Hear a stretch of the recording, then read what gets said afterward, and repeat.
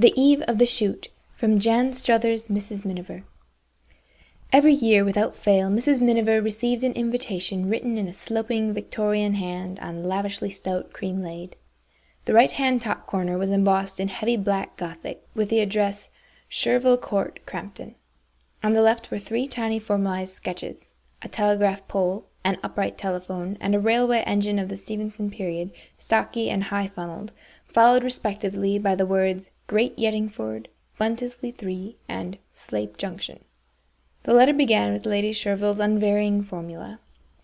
My dear Mrs. Miniver, Chervil and I shall be delighted if you and your husband will stay with us from Friday 19th to Monday 22nd November. She would have gone to the guillotine sooner than use the expression weekend. Mrs. Miniver tossed the letter over to Clem.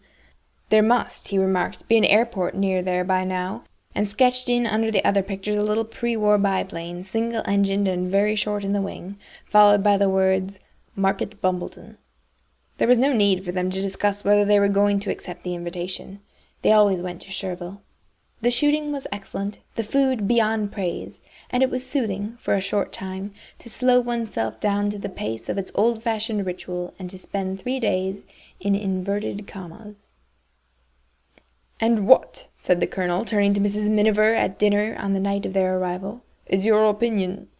She had been afraid of this ever since, over the vol au vent. That woman in the wrong shade of green, on being asked whether she was coming out with the guns tomorrow, had shut her eyes and ever so delicately shuddered, thus plunging everybody around her into what was bound in that company to be a tedious and unprofitable discussion. Tedious because neither side possessed any currency but clichés, and unprofitable because it was clear from the outset that neither side was going to budge an inch. Besides, what a hare to start at a shooting party! You might, with as much sense and propriety, get up at a Lord Mayor's banquet and give a harangue on vegetarianism. If you felt as strongly as that, the only thing to do was to have flu and stay away. It raged, if such a stale controversy could be said to rage, all through the quail, the ice pudding, and the mushrooms on toast. Well-worn coins rang in Mrs. Miniver's ears. After all, the birds get a sporting chance. Animals may not have souls, but still. Now take hunting. Oh, but bullfighting, that's quite a different kettle of fish. Italics bred italics. Dropped G's fell as thick as confetti. Sooner or later, the tide of argument was almost certain to reach her end of the table, but she made up her mind that she would not be drawn in. She had been through it all too many times before, and even in circles where one could speak freely, the subject had become too hackneyed to be borne. Her own attitude, she knew, was unethical but honest. She did not happen to be personally squeamish, which was merely a matter of chance. She enjoyed any display of skill. She enjoyed bare trees, rimy pastures, breath made visible by frost, the smell of dead leaves, and the intricate detail of winter hedgerows. Above all, she enjoyed that element of woodcraft, that sense of playing Indians, which games fail to supply, and the detractors of hunting, shooting, and fishing so often mistake for bloodlust. And although she admitted that all shooting was cruel and that all cruelty was wrong, it seemed to her that to abolish shooting before you had abolished war was like flicking a speck of mud off the top of a midden. For the moment the conversation on either side of her had flowed away, leaving her on a blessed little island of peace and silence. She had time to study the heraldic beauty of the pineapple, for they had now reached dessert, to speculate on the second footman's private life. He had a studious, enigmatic face and probably read philosophy, and to reflect how unpleasing, musically, is the sound of a pack of upper-class English voices in full cry.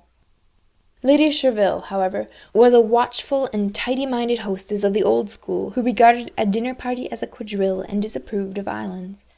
With a masterly verbal tweak, she readjusted the guests who had got out of step. "And what," said the Colonel, turning to Mrs. Miniver, "is your opinion of these blood sports?"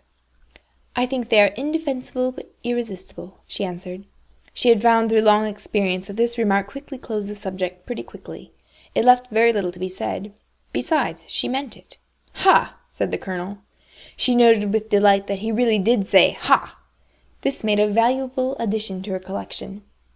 She had lately acquired a "humph" and 2 "whews," but she was still waiting in vain for a "pshaw." "Tell me," she said, "weren't you with an uncle of mine in Singapore? Torquil Piggott? Piggy! Exclaimed the Colonel, beaming gratefully, and plunged into reminiscence. Thank God for colonels, thought Mrs. Miniver, sweet creatures, but easily entertained, so bitterly diverted from senseless controversy into comfortable monologue. There was nothing in the world so restful as a really good English colonel. She nailed her smile to the mast and reverted to the pineapple and the second footman. Clem caught her eye across the table. It seemed to her sometimes that the most important thing about marriage was not a home or children or a remedy against sin, but simply there being always an eye to catch.